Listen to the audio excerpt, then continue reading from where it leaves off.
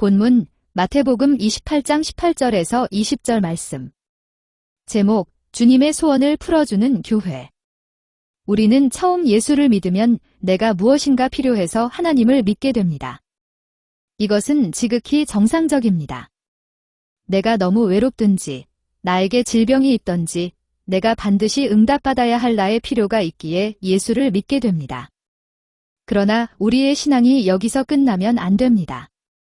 좀 믿음이 자라게 되고 우리는 우리의 필요를 채우기 위한 신앙생활에서 우리 주님이 필요한 것을 채워드리는 신앙으로 옮겨가야 합니다. 우리 주님이 무엇을 원하는지 그것을 찾아가며 주님의 소원을 풀어드리는 신앙이 되어야 합니다.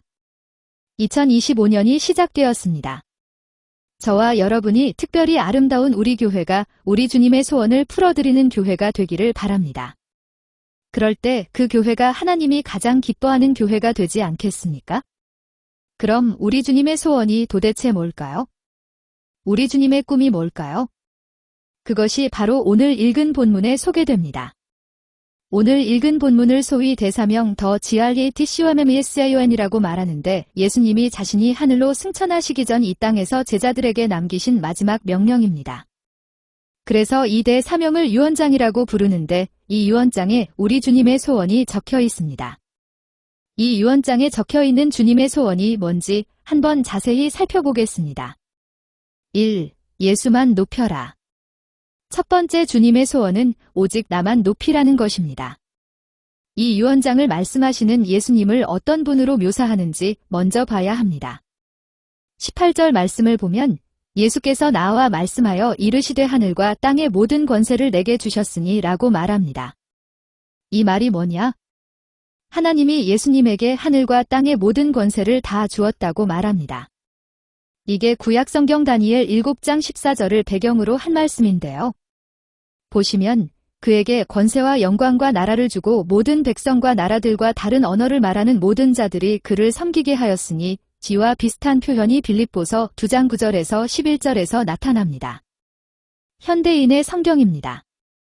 그러므로 하나님은 그분, 예수님을 최고로 높여 모든 이름 위에 뛰어난 이름을 주셔서 하늘과 땅 아래 있는 자들이 모두 예수님의 이름에 무릎을 꿇게 하시고 모든 사람이 예수 그리스도를 주님이라고 고백하여 하나님 아버지께 영광을 돌리게 하셨습니다.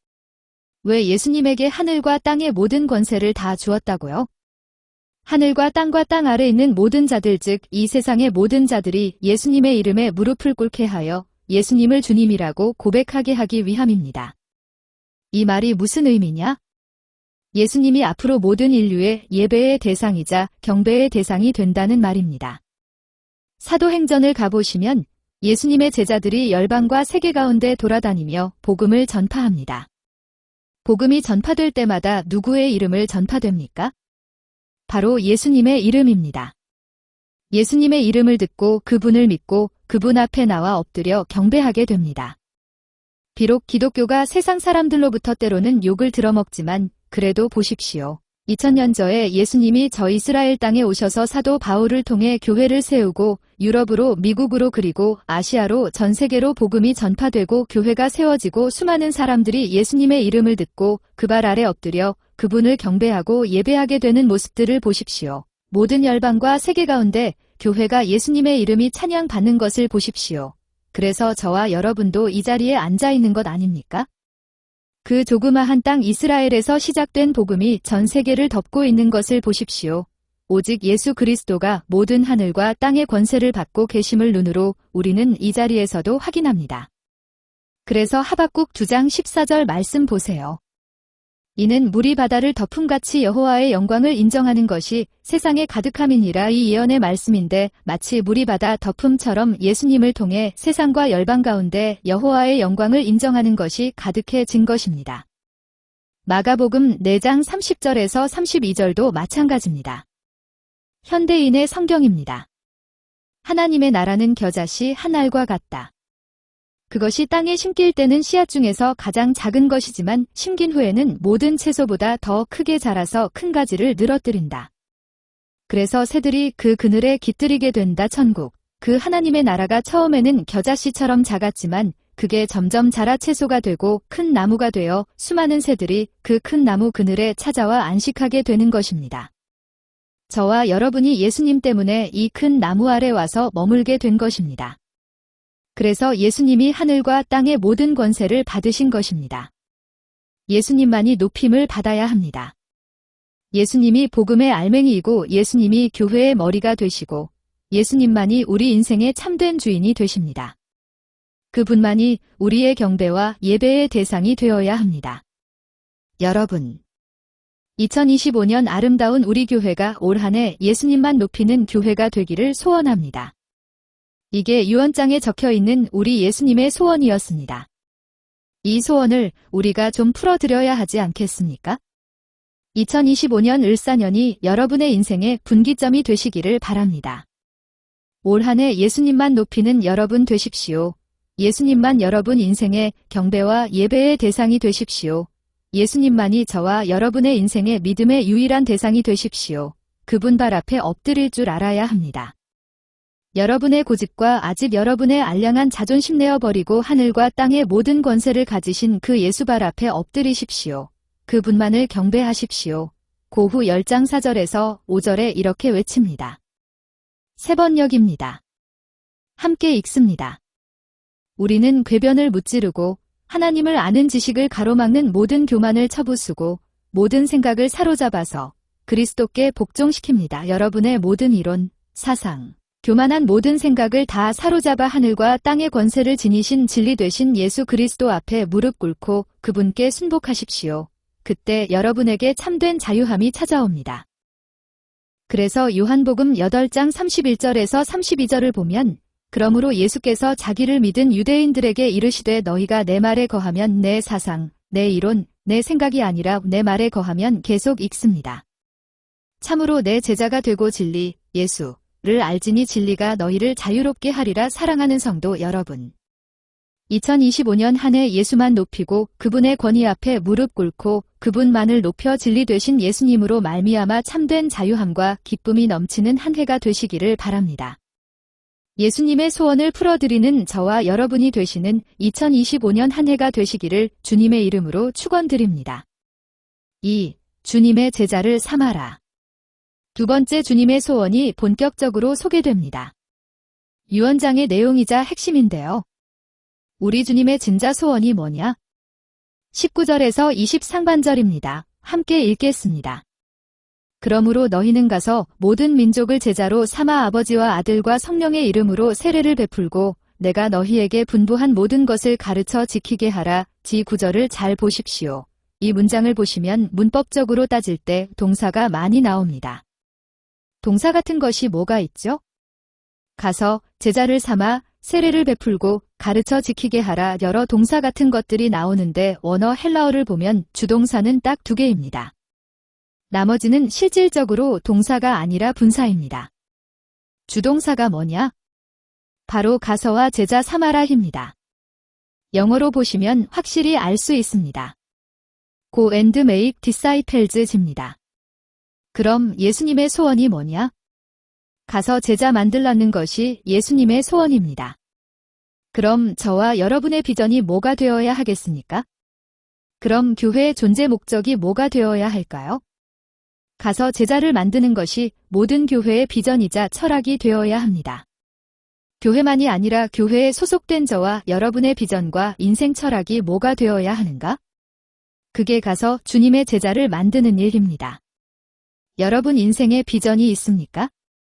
뭐가 꿈이십니까? 이 질문에 답변이 쉽지 않습니다. 머뭇머뭇할 때가 많습니다.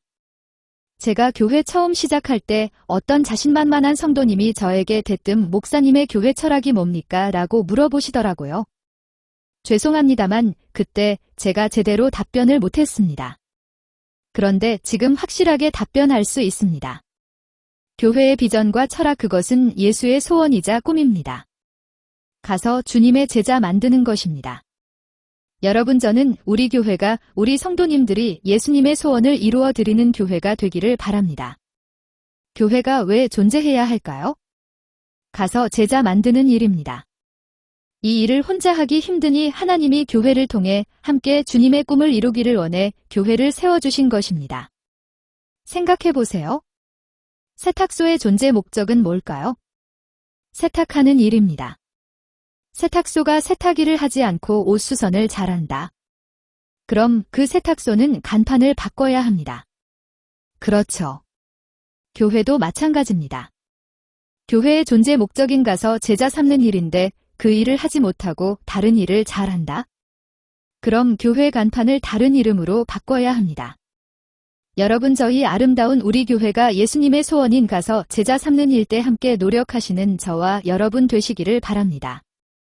저를 한번 따라 해보겠습니다. 아름다운 우리 교회의 비전은 제자 삼는 일이다. 시작. 아름다운 우리 교회의 비전은 제자 삼는 일이다. 그런데 문제는 어떻게 제자를 삼을 수 있을까요? 성경대로 하면 됩니다. 19절에서 20 상반절 다시 볼 텐데요. 여기에 제자 삼기 위해 총 3가지 방법이 소개됩니다. 첫 번째가 19 상반절에 나옵니다. 함께 읽겠습니다.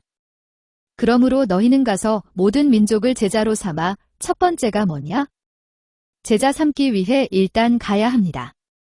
Go and make disciples, 한 발걸음을 떼어 열방과 세계로 가야 합니다. 꼭 열방과 세계가 아니더라도 일단 움직여야 합니다. 교회는 명사가 아니라 동사가 되어야 합니다. 사랑하는 성도 여러분, 예수님의 비전은 가는 일입니다. 어디로? 열방과 세계로 가야 합니다. 이게 얼마나 큰 비전인지 아십니까? 우리 크리스천들은 열방과 세계를 가슴에 품고 살아가는 사람들입니다. 여러분, 세계 여행 많이 하고 싶으세요? 그럼 이 비전을 품으십시오. 가십시오. 세계로 가십시오. 한국 땅에만 있지 마십시오. 여러분, 송구 영신 예배 때에도 말씀드렸습니다만 여호수아에게 하나님이 뭐라고 말합니까? 여호수아 1장 3절에 내가 모세에게 말한 바와 같이 너희 발바닥으로 밟는 곳은 모두 내가 너희에게 주었노니 발바닥으로 밟는 곳 다 주었다고 말씀하십니다. 아브라함도 보세요. 어떤 약속을 줍니까? 창 13장 14반절에서 15절에 여호와께서 아브람에게 이르시되 너는 눈을 들어 너 있는 곳에서 북쪽과 남쪽 그리고 동쪽과 서쪽을 바라보라. 보이는 땅을 내가 너와 내 자손에게 주리니 영원히 이르리라. 17절도 마찬가지입니다.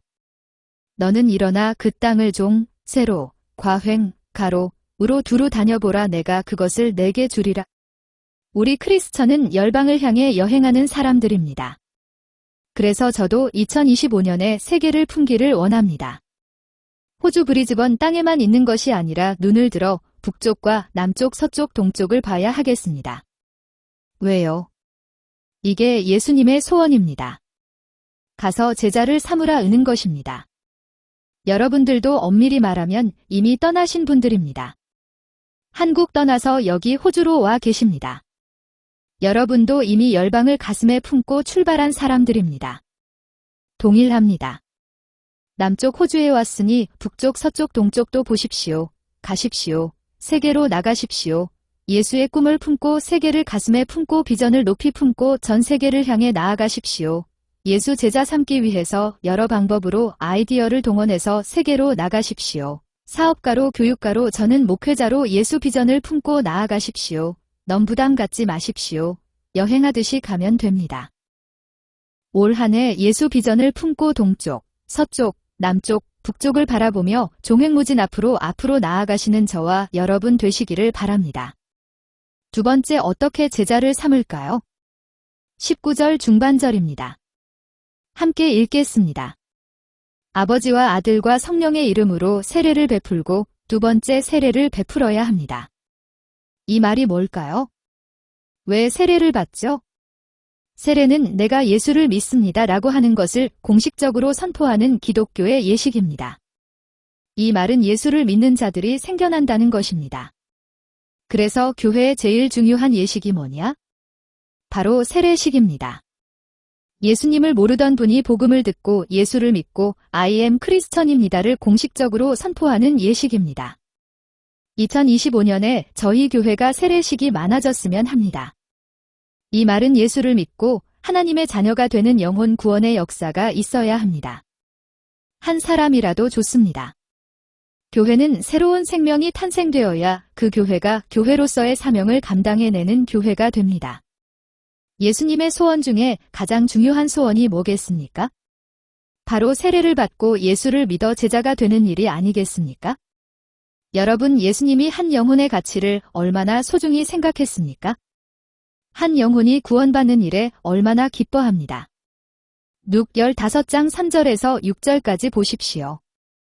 예수께서 그들에게 이 비유로 이르시되 너희 중에 어떤 사람이 양 100마리가 있는데 그 중에 하나를 잃으면 99마리를 들에 두고 그 잃은 것을 찾아내기까지 찾아다니지 아니하겠느냐. 또 찾아낸즉 즐거워 어깨에 메고 집에 와서 그 벗과 이웃을 불러 모으고 말하되 나와 함께 즐기자. 나의 잃은 양을 찾아내었노라 하리라. 예수님이 잃어버린 한 양을 위해 무려 99마리의 양을 들에 잃어버린 한 양을 찾으러 나갑니다. 99마리의 양과 한 마리의 양의 가치는 어느 것이 더 큽니까? 당연히 99마리의 양입니다. 그런데 예수님의 가치는 잃어버린 양 한 마리에 더 큰 가치를 둡니다. 이것은 세상적인 이치에는 성립되지 않습니다. 잃어버린 한 양을 찾는 그 예수님의 마음을 우리가 알아야 합니다. 예수 믿지 않는 한 영혼의 가치는 99마리의 양의 가치와 같습니다. 그래서 한 영혼이 구원받는 것만큼 교회에서 가장 기쁘고 즐거운 일이 없습니다. 예수 믿고 세례 받으십시오. 예수를 나의 구세주로 영접하고 새롭게 태어나십시오. 예수님이 얼마나 기뻐하는지 모릅니다. 오죽했으면 예수님이 잃어버린 양을 어깨에 짊어지고 옵니까? 그만큼 기뻐하는 것입니다. 그만큼 그 사람을 좋아한다는 말입니다. 그래서 세례식은 가장 큰 축제가 되어야 합니다. 최고로 환영해줘야 합니다. 이 일들이 2025년에 저희 교회에서 많이 일어나기를 바랍니다. 영혼 구원하여 제자를 삼는 예수님의 소원임을 풀어드리시는 우리 교회가 됩시다. 세 번째, 어떻게 제자를 삼을 수 있을까요? 20상반절입니다. 내가 너희에게 분부한 모든 것을 가르쳐 지키게 하라. 가르쳐서 제자를 삼으라는 것입니다. 세 번째는 가르침입니다. 뭘 가르칠까요? 일단 성경을 가르쳐야 합니다. 이게 가장 기본입니다. 교회에 나오면 성경을 배우고 성경을 알아야 합니다. 송구 영신 예배 때에도 말씀드렸지만 일단 여러분 성경을 알고 성경을 배워나가십시오. 하나님의 말씀을 가까이 하는 자에게 뭘 약속해 준다고요? 여호수아 1장 8절. 이 율법책, 말씀을 내 입에서 떠나지 말게 하며 주야로 그것을 묵상, 공부하여 그 안에 기록된 대로 다 지켜 행하라. 그리하면 내 길이 평탄하게 될 것이며 내가 형통, 성공하리라. 율법책 말씀을 주야로 묵상하고 공부하고 알아가면 내 길이 평탄하게 되고 내가 형통, 성공하게 된다고 말씀합니다. 예수님은 말씀을 가르쳐서 제자를 삼고 싶어 하십니다. 2025년 말씀을 사모하시고 가르침을 받으십시오. 그런 자에게 하나님이 형통함을 약속해 주십니다. 그런데 말씀만 배우기만 하면 될까요? 아닙니다. 오늘 20절 상반절을 보면 가르쳐 지키게 하라, 가르쳐 따르게 하라는 것입니다. 말씀만 배우고 따르지 않는다면, 행동하지 않는다면 그 가르침은 아무것도 아닙니다. 여러분 학원에 가면 수강생들이 있는데 그 수강생들은 듣기만 하지 행동하지 않습니다. 이런 가르침을 말하지 않습니다. 크리스천은 배우면 그 배운 대로 따르고 실천하고 행동하는 자들입니다. 여러분 보세요. 성경에 대해 해박한 지식을 가지고 있는데 그들의 행동이 엉망이라면 누가 예수를 믿겠습니까? 지난 금요일 날 제 아들이 직장이 멀어서 새로운 아파트를 렌트했습니다. 가서 그 집을 구경하고 주변에 어떤 것들이 있는지 돌아다니는데 어떤 호주 여자 3명이 저를 보더니 칭총총청퐁청 기러면서 지나가는 것입니다. 이게 레이시즘이거든요. 우리 휘가 그것을 보더니 갑자기 그 여자들을 쫓아가서 말싸움이 일어납니다. 저도 그것을 보고 뚜껑이 열려 안 되는 영어로 You said racism 고함을 쳤습니다. 주변에서 사람들이 와서 우리를 말리고 한바탕 야단법석을 떨었습니다. 제가 집에 와서 가슴이 벌렁거리고 얼마나 창피했던지 만약 저 사람들이 제가 목사라는 것을 알고 혹시 저희 교회에 찾아온다면 더 그때 그 사람 등골이 오싹해지더라고요. 여러분, 가르침은 보고 배우는 것이 최고의 가르침입니다. 제가 제 자녀들에게도 잘못된 것을 보여주었지 않나 싶고요. 내가 목사로서 모범을 보여줘서 가르쳐야 하는데 그렇게 하지 못해서 정말 하나님께 송구했습니다. 가르침은 말씀을 가르쳐서 학자를 만드는 것이 아니라 평상시 삶의 모습을 보여줘서 사람들을 가르쳐야 합니다. 그래야 예수 믿지 않는 자들이 보고 도전을 받고 예수를 믿지 않겠습니까? 여러분 성경도 가르쳐야 하지만 우리의 삶으로 그들을 가르쳐야 합니다. 그래서 2025년 가르칩시다. 저는 열심히 성경과 삶으로 가르칠 테니 여러분들도 삶의 모습으로 가르쳐서 예수님의 소원 가르쳐 제자 삼는 일에 최선을 다하시는 저와 여러분 되시기를 바랍니다. 말씀 마무리합니다. 2025년 아름다운 우리 교회가 예수님의 소원을 풀어드리기를 원합니다. 먼저 예수만을 높이시기를 바랍니다. 예수님의 권위 앞에 무릎 꿇고 예수만을 경배합시다. 둘째, 제자 삼읍시다. 열방으로 갑시다. 세례를 베풀어 예수님을 믿는 일들이 있게 합시다. 그리고 가르칩시다. 성경을 그리고 삶의 모습으로 가르칩시다. 이렇게 예수의 소원을 품는 자들에게 내가 세상 끝날까지 너희와 항상 함께 있으리라고 약속해 주십니다. 2025년 예수님의 소원을 풀어드리는 저와 여러분 되시기를 주님의 이름으로 축원드립니다.